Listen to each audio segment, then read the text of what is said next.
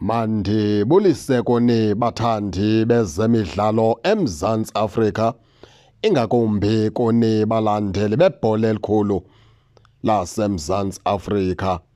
Siza ne-injury update phaa kuqela ke leKaizer Chiefs baphulaphuli. Kuvakala into yokubana ke uMduduzi Shabalala kunye noPaseka Mako babuyile phaa kuqela leKaizer Chiefs emveni komonzakalo ubathe chu abafana abadala ixesha elide.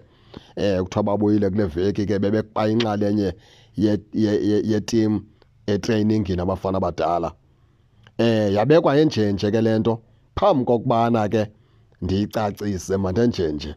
Lento ke baphulaphula ikhokhelela ekubeni abantu abaninzi babayazi lokubana ke kudala siyishuma yento yokubana uMduduzi Shabalala into emenze wanqaba uKaizer Chiefs umfana omdala injury yakhe ibingakapholi incamo. Kaloku wophuka la mfana zange akreke thambo wophuka.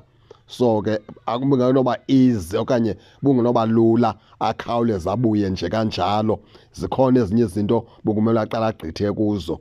Umzekelo ngokuthiwa ke ngoku ebehambiswe no-DDC i-reserve side eKaizer Chiefs ebheke phela eLesotho, kuthiwa umfana omdala besenze into yokubana afumane umcimbi we-fitness. Again i-fitness phaa umfana omdala. Abantu abaninzi ke bayithatha bona abeva noba uphi uMduduzi Shabalala bayithatha bathi unengxaki neKaizer Chiefs xa bengamboni ebhentshini eKaizer Chiefs. Siyazama ukubacacisela, siyazama ukubavula amehlo. uMduduzi Shabalala ke ngoku umfana omdala uqalile etrainingini kwiKaizer Chiefs kodwa kuthiwa akakabikho fit ngalaa ndlela ifunekayo. Ulindeleke into yokubana uyawudlala ngempelanyanga kwiKaizer Chiefs. Imetho eyiqala ngempelanyanga kwiKaizer Chiefs. Ngoku basamthe chu ukubana makatreyine umfana omdala afumane ifitness, abafuna ukumxhesha. Khumbula loo nto yokubana wonzakala engalweni umfana omdala xa sikweni iKaizer Chiefs siqobisene phaa neMamelodi Sundowns esophulwa phaa ngongasekhoyo uYaden Adams. Sidlule ke lapho siye phaa kuPaseka Mako.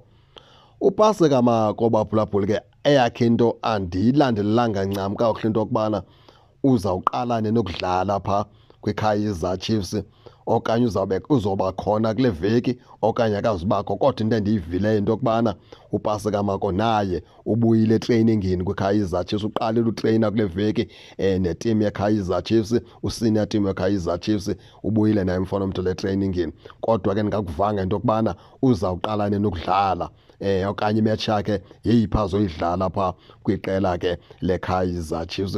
Khumbula ke iKaizer Chiefs phaa ku-left back akekho noBradley Cross, basagcinise phaa uRiff Rosler.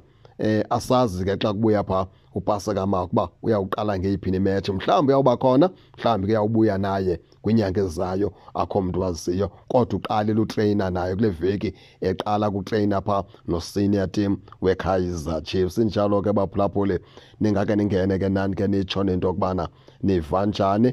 Ningakhohlwa usubscribe kule channel ukuze ningaphoswa zezemidlalo endizanothulela zona kwixa elizayo kakuhle babukeli.